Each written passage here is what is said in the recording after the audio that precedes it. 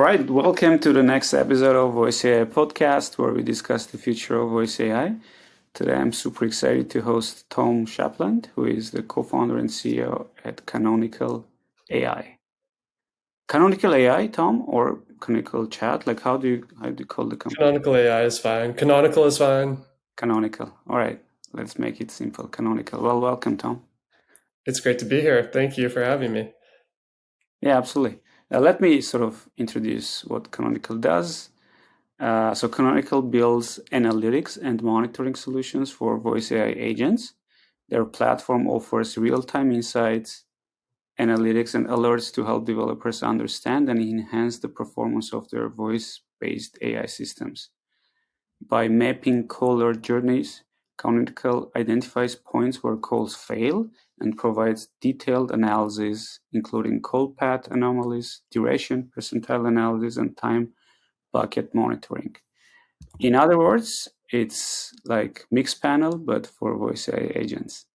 How was that? That's perfect. Just loving ChatGPT. Yeah, it's getting better actually.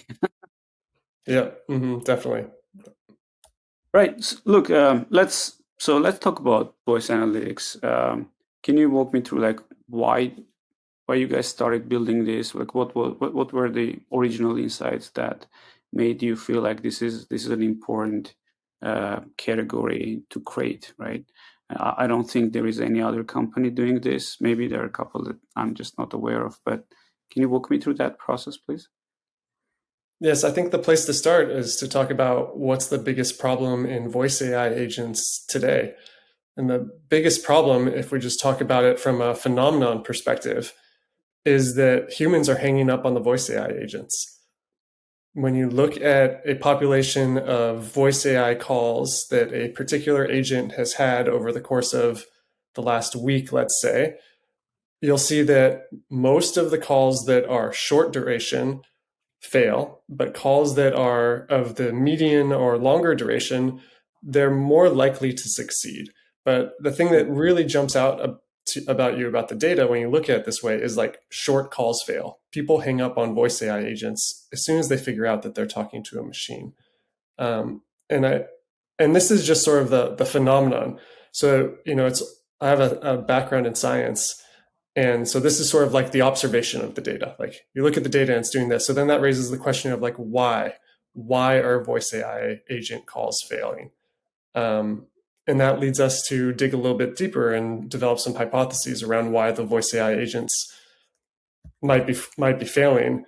And ultimately, I want to pause before digging too much into it so that this isn't just like a soliloquy of me kind of expounding all my ideas about voice AI. But ultimately, I think the reason people are hanging up is that the models aren't quite good enough yet. So we're stringing together these models to build voice AI systems. You're stringing together an ASR model. You should be using a noise cancellation and voice isolation model. You're passing that into an LLM. You're then generating speech to text to speech, and all these models. I should, in particular, I'm speaking about the ones around speech to text and the LLM and the text to speech. They're just not quite good enough. They're good enough that you can like ship an MVP, but like there's a lot of workarounds and band-aids that you have to put in place, um, and that's leading to calls failing. And if you want to figure out how to build better agents, you have to really understand what your agent is doing in the wild when it's talking to people, to figure out how to improve it. Yeah, I remember, Tom, like first time I learned about your company was from your LinkedIn posts where you were I really liked your messaging that, hey, like, okay, everyone is like, oh my God, voice agents, they're amazing. But then, like, actually, they fail a lot of the time, right? And I think that this makes sense, especially given like what you're building. It's great messaging, but it's actually reality, right? So, so yeah, look, you say that, like, especially in the cascading sort of format where you do like speech to text LLM and TTS, there is a lot of band-aids and like can we go a bit deeper there? Like I mean, clearly the technology is improving, right?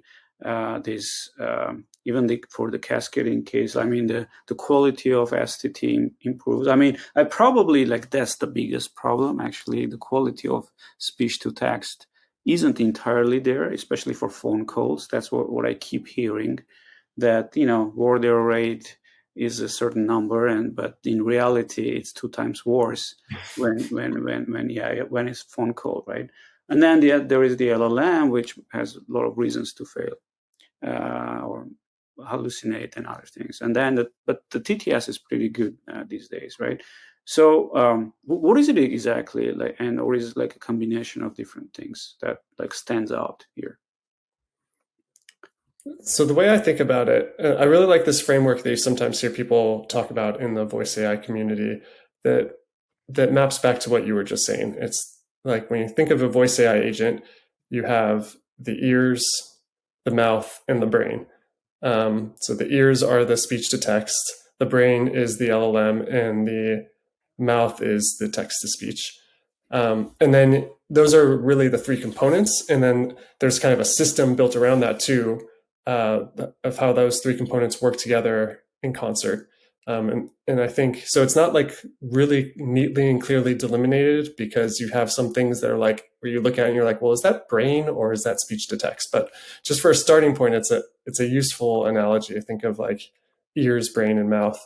And uh, where we're seeing the models, or we're seeing voice AI agents break, is in every one of those components. And I think I can list off like the canonical examples for each one of those components. So in speech to text, you said it a moment ago, which is like a lot of the reason. I mean, I actually kind of phrase that differently. In speech to text, one of the canonical things that agents get wrong right now is not being able to understand spoken letters. So if somebody asks for an email address, and that, or if the agent asks for an email address and the person tries to spell it, ASR systems are really bad at understanding spoken letters. And then on the brain, I think the thing that the voice AI community right now is working a lot on is how to make reliable function calling. So, when I'm talking to you and you ask me that question, in my own organic brain, I do a little function call that says, okay, search the memory bank and like figure out like what is the reason that voice AI agents I'm seeing that they're mostly fail, why they fail, and then the memory bank returns an answer. And similarly, in voice AI agents, they oftentimes have to look up information outside of their system prompts, and getting reliable calls of the functions, reliable tool calling when you want them to happen, and the right tool call is still something that's not solved. Um, and then I love on the text to speech side, on the mouth side, what things that voice AI gets wrong is just the pronunciation of names. Like, like you're going to lose somebody if, imagine you're calling a voice AI, David, and you, you're a very easygoing guy that's like easy to get along with, but maybe if you're talking to a voice AI, you feel a little less patient with it, and after the third time it called you David, you would hang up and be like, "Look, my name's not David. Stop pronouncing it that way." Um, and Yes, so like spelling as well, right? yeah, Spelling is a problem in TTS. yep, spelling is a problem as well. Yeah. Mm-hmm. Yeah, and I would actually add to that another factor, which is not a technological factor, but there is a reason why people actually, especially in the customer service side, I'm more familiar with that side, but there is a strong reason why people use voice over other channels, right? And the reason is that usually it's correlated to the issues to be more like emotional, Mm. uh, and urgent, right? So if I pick my phone to call like a customer service, it means I have a request that is urgent or emotional for me. And when I end up, hearing an AI agent on the other side, probably my emotional side kicks in, and I start to be very impatient, right? So and like so that's one of the reasons. I believe that's like a very big reason why the adoption for like complex issues for voice AI in the call center will be a bit slower than in other places. But if you're doing like simpler things, like you place a call for, I don't know, for survey appointment scheduling, that's probably the adoption is going to be higher there, right? So what I mean is like it's not only technological, right? Technology is going to be resolved, but then there is, beyond that, there is a psychology involved as well. Mm-hmm. Yeah. And part of psychology too is cultural factors. Is that like if we look at our own brains and why we react the way we do to different stimuli, one is we have like this base instinctual reaction to things. That's one category I see of like psychology, which is like if you show me a snake, if I see a snake, I'm going to freak out. And then I have this other aspect of my psychology, which is more like learned behaviors. And to me, it seems to fit into two different camps. One is like learned behaviors and learned reactions that come from my culture, and learned behaviors and reactions that come from my own personal experiences. Um, and I think um, right now people are used to having experiences of talking to IVRs or machines and getting frustrated. And so that's their first reaction to it. That's part of the psychology. But if they start to, as more of society starts to have interactions with voice AI agents for simpler use cases where it succeeds, we might Yep. begin to shift people's beliefs around what a voice AI agent can do for them, so that in cases where they call with something that they're perhaps angry about or urgent, there's something really urgent, they might be more patient with it. They'll hopefully be more patient with it. But that day Yeah. actually may never come, right? It may always be that like voice AI handles kind of the first line defense, and then anything that I don't requires think answers so. within I don't minutes. think so. Actually, I think it's inevitable that over time, these systems will just become better, and there are many reasons, mostly economic reasons, that they will just Mm. take over it. So I have no doubt in that. Like, I think that the question is more like the timing. Like, I was talking to an executive at a very large call center software company today, and he thinks that this is like the voice rollout is going to be very slow compared to other digital channels. Mm. I think he was like, it's going to take like 10 to 20 years for this. I don't know. I'm not sure if I share that. But anyway, I mean, there is so much excitement in the voice AI community, right? And I was at a meetup, and you were there as well just the other day, and I was surprised to see like over 50 people, most of them founders of companies, and there's so much excitement in the community. Um, anyway, Tom, like I want to get more into your product, right? So, what is it that developers will get when they use Canonical? Like, how does it plug into their system, and what pains does it solve immediately, right? Can you walk us through that? Let me start by describing the pain that we're solving, the pain point we're solving. Then I'll talk about what we provide and also how people integrate with our platform. Um, so the pain point that we're solving is that developers don't know what their AI agents are doing in production. They're manually listening to a few calls, and it's hard to really understand from manually sampling what's happening in calls. You can, and they're also maybe reading transcripts, but again, in the voice AI, in the voice modality, a transcript doesn't give you enough information. You have to listen to it. And I suppose more specifically, why this is a pain point for developers is in voice AI agent builders is that they have these contracts based on an MVP with their customers, and their customers are giving them some initial call volume to play with, but those contracts aren't expanding. Most people in voice AI, if you talk to them right now, you'll see this really good game that they're playing on LinkedIn, that they're talking up on LinkedIn and Twitter about like how well they're doing. But then you actually talk to Mm. them at these meetups that you're at, that I saw you at recently, and they're like, yeah, we're just really struggling to get our our customers to like Mhm. really use us. Everyone's just kind of like trying it out. Um, Well, just a small observation there.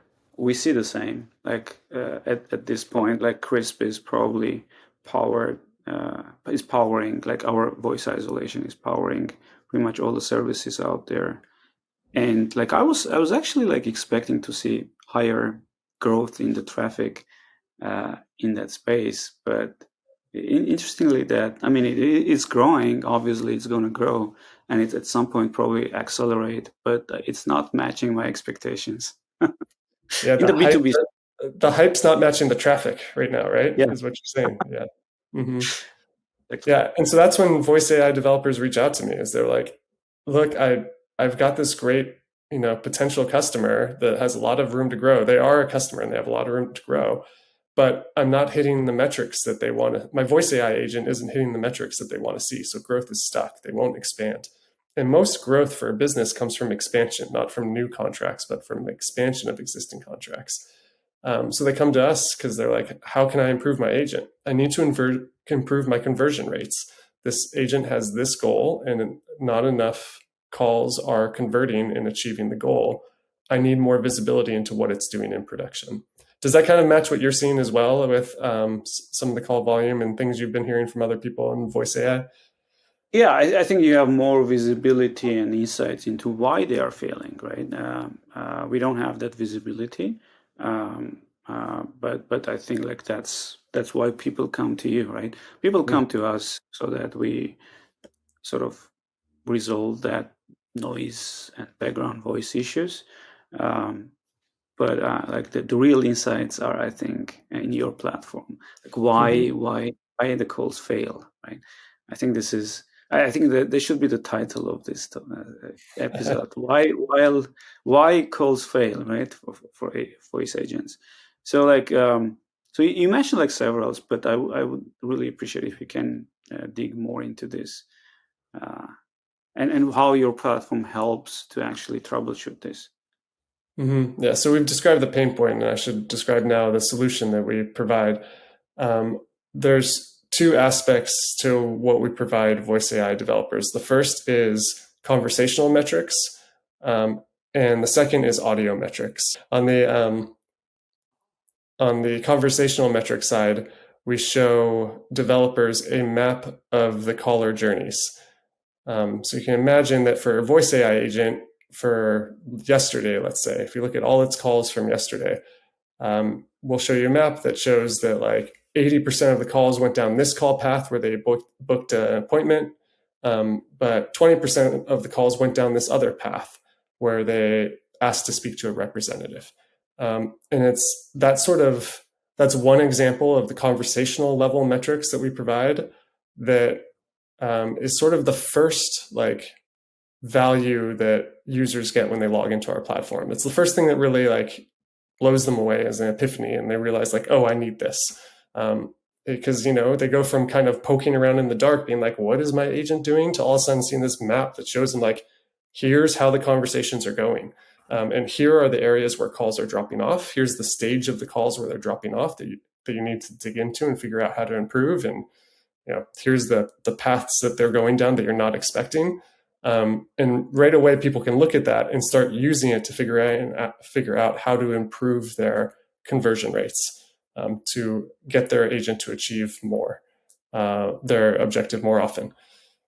Yeah, so that's on the conversational side. And then on the audio side, we do all this neat audio processing, where we look at things like the end-to-end latency, that the time it takes from the from when the human stops speaking to when the agent starts speaking. We look at ASR confidence, and we look at interruptions and these other sort of audio related metrics that help you understand why your calls might be not performing as you would like. It's more of like a technical lens for looking at your voice AI agent rather than a product experience lens like the conversational paths are. And then one Yeah. last point, because you'd asked about this earlier, I wanted to follow up on it, is that we try to get out of the developer's way and minimize the friction for integrating with us. So people just send us their call recordings after the call is done with an async API call, and we don't get in the way of latency and other things like that. So you just provide an API, like we post there, and then Yep.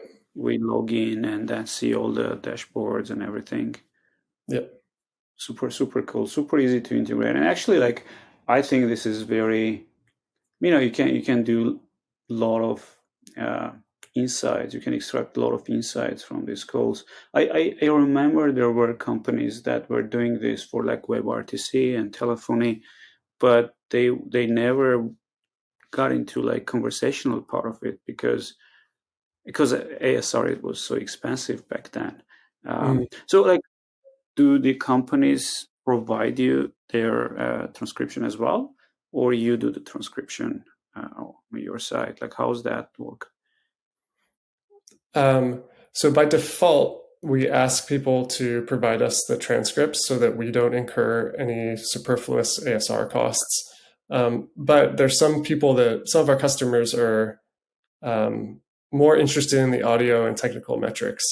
And Mm. for them in particular, we'll work with them to say, like, if you want to see what this looks like with another ASR provider, and for us to be able to share with you metrics around ASR confidence, we can do that for you. Just let us know. Yeah, yeah. And like, one area that you might be adding value, I don't know, maybe this is not the best idea, but you could, use an offline ASR actually to transcribe and then show how the real-time ASR Mm-hmm. uh, worked out, right? We are doing something like that in CRISP for our, like, we have a translation use case where we want to show how well actually Oh, AI right. translates, and so like to give them more transparency. But I guess like this might be interesting there as well. Yeah, very cool.